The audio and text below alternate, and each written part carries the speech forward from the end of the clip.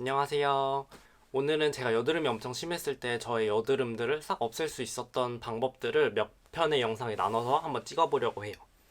제가 생각하는 가장 근본적인 치료 방법은 일단 피부과 가서 선생님한테 치료를 받는 거라고 생각을 하고, 저도 과거에 엄청 심했을 때는 한 2달치 정도 분량의 약을 받아서 먹었던 적이 있어요. 그래서 의사 선생님을 만나서 급한 불을 끄고 부차적인 저의 방법들로 같이 케어를 해나가면 없어지는데 조금 더 빨리 도움이 되지 않을까 싶어서 영상을 찍어보려고 해요. 오늘은 일단 클렌징에 대해서 말씀을 드릴 건데요. 제가 생각하기에 여드름을 없애는데 가장 중요한 거는 일단 클렌징이라고 생각을 하거든요. 왜 그런가 생각을 해보면 저 같은 경우에도 과거에 여드름이 엄청 많았을 때는 왜 그렇게 많았나 생각을 해보니까 클렌징이 제대로 안 됐던 것 같아요. 흉터 때문에 선크림도 계속 발랐는데 폼클렌징으로만 계속 씻었던 기억이 있거든요. 그래서 아마 얼굴에 피지나 그런 선크림 잔여물 그런 것들이 계속 남아서 여드름을 계속해서 더 심하게 만들었던 것 같아요. 그래서 제가 추천드리는 거는 클렌징 오일이거든요. 보통 여드름 피부는 피지랑 유분이 엄청 많은데 그럼에도 불구하고 왜 클렌징 오일을 또 써야 되느냐라는 생각이 드실 거예요. 보통 여드름 피부에는 각질이 되게 많아서 이 각질들을 오일로 녹여주지 않으면 이 각질들이 모공을 막아서 결국엔 여드름으로 계속 변하는 거거든요. 그래서 저 같은 경우에도 클렌징 오일을 사용하기 시작하면서부터 여드름이 확 없어졌던 그런 기억이 있어요. 그래서 제 기준에서 가장 각질 제거가 잘 되면서 순한 클렌징 오일 2개를 준비를 했거든요. 네오젠 리얼시카 미셀라 클렌징 오일. 요 네오젠은 제가 3통 정도 사용을 했는데 이렇게 짜보면 완전 물 같은 제형의 오일이거든요. 그래서 사용을 하게 되면 막 팔에 흐르고 난리가 나요. 그래서 저는 보통 샤워를 하면서 클렌징 오일을 하는 편이고, 이 제품은 롤링을 하다 보면 완전 물 제형인데도 불구하고 특히 이 T존의 각질이랑 블랙헤드가 되게 잘 녹여져요. 다음은 파파레서피 노니 클렌즈 클렌징 오일이에요. 이 파파레서피 클렌징 오일은 약간 꾸덕한 제형의 오일이거든요. 얘도 사용을 했을 때 각질이 되게 잘 녹여지고 얘는 특히 유화 과정이 되게 잘 돼서 마음에 들었던 제품이에요. 다음은 클렌징 오일의 사용법에 대해서 알려드릴게요. 저는 보통 6에서 7펌프를 짜서 사용을 하는데요. 이게 많아 보이지만 클렌징 오일을 사용했을 때 조금만 묻혀서 얼굴을 뻑뻑하게 닦아내다 보면 결국엔 또 얼굴에서 자극이 가거든요. 그런 경우에는 이제 오일을 사용하느니만 못하기 때문에 꼭 충분히 짜서 사용을 해주시면 되겠습니다. 이게 살살 롤링을 하다 보면 각질 덩어리들이 다 녹여져서 얼굴이 되게 보들보들해지는 느낌이 올 거예요. 그때 롤링을 멈춰주시면 되고 넉넉하게 한 40초 정도 롤링 한다고 보시면 될 것 같아요. 저 같은 경우에는 각질이 조금 덜한 볼 부분보다는 각질이 엄청 많은 코 주위를 블랙헤드 지우려고 많이 문지르는 편이에요.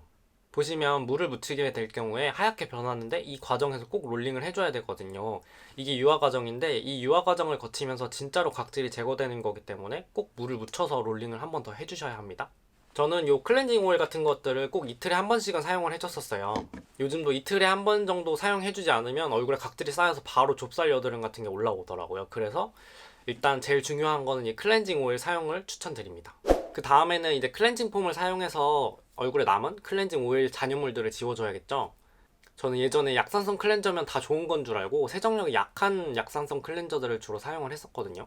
근데 세정력이 너무 약한 클렌저를 사용을 해도 피부에 오일 잔여물들이 남아서 여드름을 유발을 하더라고요. 그래서 세정력도 좋으면서 순한 그런 클렌징 폼 2개를 추천을 드릴게요. 메이크프렘 세이프미 릴리프 모이스처 클렌징 폼. 요 메이크프렘은 처음 나왔을 때부터 제가 거의 지금 3통 정도 사용을 했는데 되게 크림 같은 제형의 클렌징 폼이에요. 이게 크림 제형의 조금 꾸덕한 제형의 클렌징 폼이라서 세정을 했을 때 되게 거품도 잘 나고 마무리감은 촉촉까지는 아니지만 그래도 건조하진 않아요. 크레이브 뷰티 말차 햄프 하이드레이팅 클렌저. 이 크레이브 뷰티 제품은 은근 한 통을 오래 쓰더라고요. 그래서 한 통을 다 쓰고 이번에 새로 재구매를 했습니다. 이 말차 클렌저는 약간 미끄러운 사용감의 클렌저거든요. 근데 세정력도 좋고 일단 마무리감이 사용했을 때 되게 촉촉해서 마음에 들었던 제품이에요. 특히 이 말차 클렌저는 제가 아침 세안제로도 사용을 하고 있어요. 보통 제가 물 세안만 하거나 아니면 간단한 약산성 세안제를 사용해서 얼굴을 세안을 하는 편인데 요거는 아침에 사용하기에도 되게 부담 없이 순하고 촉촉해서 잘 사용하고 있어요. 제가 예전에 생각했을 때는 무조건 여드름이니까 되게 깨끗하게 빡빡 씻어야 된다는 생각 때문에 되게 뽀드득한 마무리감의 클렌징 폼도 쓰고 세정력이 엄청 강한 클렌징 폼들을 주로 썼었거든요. 근데 지금 생각해보면 오히려 그런 클렌징 폼들이 피부 장벽을 망쳐서 저의 여드름을 더 심하게 했던 주범이었던 것 같기도 해요. 그래서 클렌저가 마무리감이 꼭 뽀드득해야 된다는 건 아니라는 걸 말씀드리고 싶어요. 다음은 필수 제품은 아니고 선택사항으로 여러분들이 보시고 괜찮다고 생각하시면 사용해도 괜찮을 기기들을 소개를 해드릴게요. 먼저 일단 여드름뿐만 아니라 블랙헤드에 가장 도움을 많이 받던 해면 스펀지예요. 해면 스펀지는 약간 이렇게 구멍이 송송 뚫린 제품이거든요. 근데 이거를 지금은 이렇게 했을 때 되게 까슬까슬하고 돌을 만지는 느낌이 나요. 근데 이거를 물에 적시면 되게 부들부들해지거든요. 그렇다고 해서 절대 세게 미시면 안 되고, 저 같은 경우에는 얼굴에 클렌징 폼으로 거품을 많이 낸 다음에 여기 T존 있잖아요. T존이랑 여기 입술 아래 각질이 많이 쌓이는 부분에만 이렇게 둥글게 굴려서 각질을 제거해준다는 느낌으로 사용을 해줬어요. 그래서 피부가 엄청 거칠거칠하거나 피부결이 조금 안 좋다 싶을 때 이걸 사용하면 되게 좋더라고요. 다음은 포레오 루나 미니 2 제품이에요. 요거는 제가 저번에 대만 여행 영상에서 보여드렸는데 면세로 구매를 했던 제품이에요. 유튜브에서 너무 많이 보여서 궁금해서 저도 구매를 해봤거든요. 근데 이거는 확실히 사용했을 때 피부결이 완전 부드러워지는 느낌이라서 되게 만족을 했어요. 이렇게 그냥 실리콘으로 되어 있는데 얼굴을 그냥 이렇게 둥글게 굴려서 세정만 했을 뿐인데 되게 얼굴결이 부드러워지고, 확실히 오일을 덜 쓰더라도 이거를 매일매일 사용을 하게 되면 얼굴에 각질이 쌓이는 게 조금 느려지는 느낌을 받았어요.